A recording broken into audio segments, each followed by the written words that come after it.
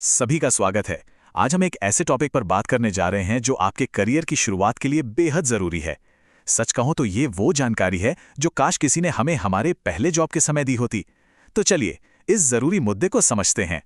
जरा सोचिए, महीनों की मेहनत, एक के बाद एक इंटरव्यू और फिर वो शानदार ऑफर लेटर। सब जश्न मनाते हैं, लेकिन जब पहली सैलरी बैंक अकाउंट में आती है तो एक अजीब सी खामोशी छा जाती है। जो नंबर दिखा था और जो आया है, उसमें जमीन आसमान का फर्क होता है। इसी को हम कहते हैं सैलरी शॉक, और आज की ये ब्रीफिंग इसी शॉक से बचाने के लिए है। आज का हमारा एजेंडा बिल्कुल साफ है। पहले हम इस सैलरी शॉक की हकीकत को समझेंगे, फिर आपकी सीटीसी के हर हिस्से को बारीकी से जानेंगे। इसके बाद हम 2026 में आए नए लेबर कोड के असर पर बात करेंगे, और सबसे जरूरी, आपको बताएंगे कि आप बेहतर डील के लिए कैसे बात कर सकते हैं। और आखिर में आपके लिए कुछ एक्शन आइटम्स होंगे। तो चलिए सीधे पहले पॉइंट पर आते हैं। एक बात साफ समझ लीजिए, अपनी सैलरी को समझना कोई ऑप्शनल चीज नहीं है। ये आपके फाइनेंशियल करियर के लिए बुनियाद की तरह है। पहले दिन से ही इसे लेकर पूरी क्लैरिटी होनी चाहिए। चलिए मैं आपको सीधे मुद्दे की बात बताता हूं। जो बड़ा सा नंबर आपको ऑफर लेटर पर दिखाया जाता है, आपकी इन हैंड सैलरी या टेक होम सैलरी, उसका सिर्फ 60 से 75% ही होती है। जी हां, आपने सही सुना। तो सवाल यह है कि बाकी का 25 से 40% पैसा आखिर जाता कहां है? चलिए इसी पहेली को सुलझाते हैं।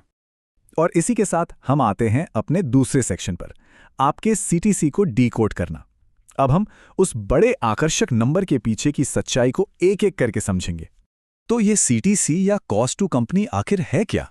देखिए, ये वो कुल खर्च है जो कंपनी एक साल में आपके ऊपर करती है।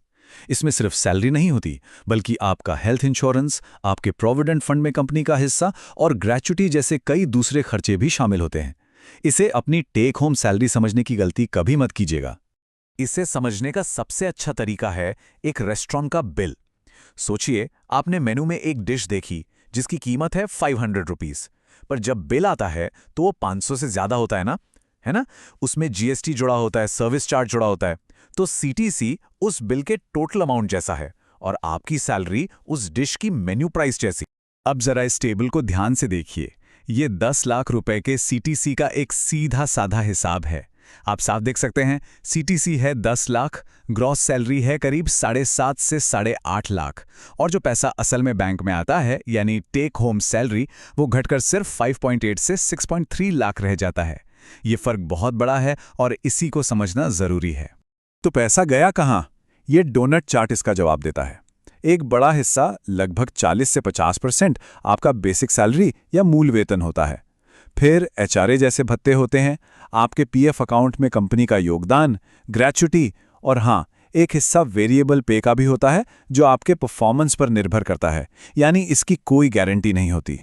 ठीक है, अब एक बहुत ही जरूरी बदलाव पर बात करते हैं। ये एक सरकारी नियम है जो 2026 से लागू है, और इसका सीधा असर आपकी सैलरी स्लिप पर पड़ेगा। ये है नया लेबर कोड 50%।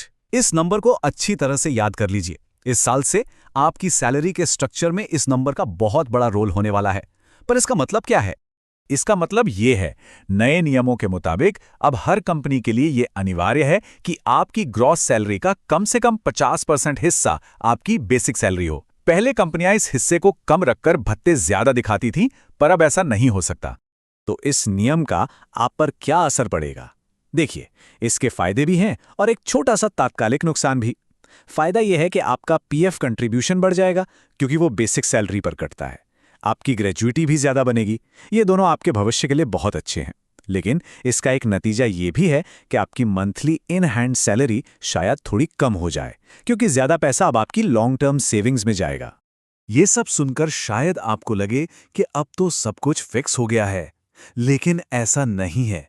आपके पास अभी भी अपनी सैलरी को बेहतर बनाने की गुंजाइश है।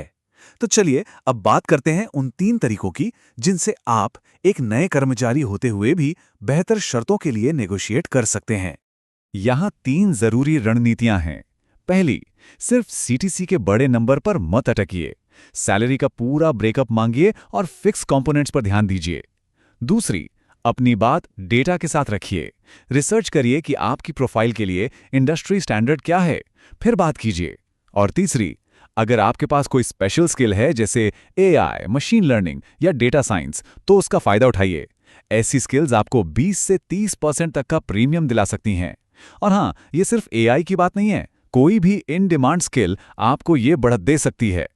चलिए अब इस पूरी चर्चा को 2 जरूरी एक्शन आइटम्स के साथ खत्म करते हैं। कंपनी का सिस्टम लॉगिन करने से पहले इन 2 बातों को अपना पहला काम समझ लीजिए। आपका पहला एक्शन आइटम, इस बात को हमेशा के लिए गांठ बांध लीजिए, ग्रॉस सैलरी वो रकम नहीं है जो आपके बैंक में आएगी। असली रकम हमेशा कटौतियों के बाद वाली होती है। आपका फोकस हमेशा नेट सैलरी पर होना चाहिए। और आपका दूसरा एक्शन आइटम, इस पूरे सैलरी स्ट्रक्चर को अच्छी तरह से समझिए। ऐसा करना आपको उस मेट्रोपॉलिटन सैलरी शॉक से बचाएगा जहां बड़े शहर में रहने का खर्च इतना ज्यादा होता है कि एक अच्छी खासी सैलरी भी कम लगने लगती है। याद रखिए, जानकारी ही आपका सबसे बड़ा बचाव है। तो मैं आपको इसी सवाल के साथ छोड़े जा रहा हूं। अब जब आप CTC, ग्रॉस सैलरी और नेट सैलरी के बीच का फर्क अच्छी तरह समझ चुके हैं, तो ये जानकारी भविष्य में किसी भी जॉब ऑफर को देखने और उसे आंकने के आपके तरीके को कैसे बदलेगी, इस पर जरूर सोचिएगा। इस ब्रीफिंग में शामिल होने के लिए आप सभी का धन्यवाद।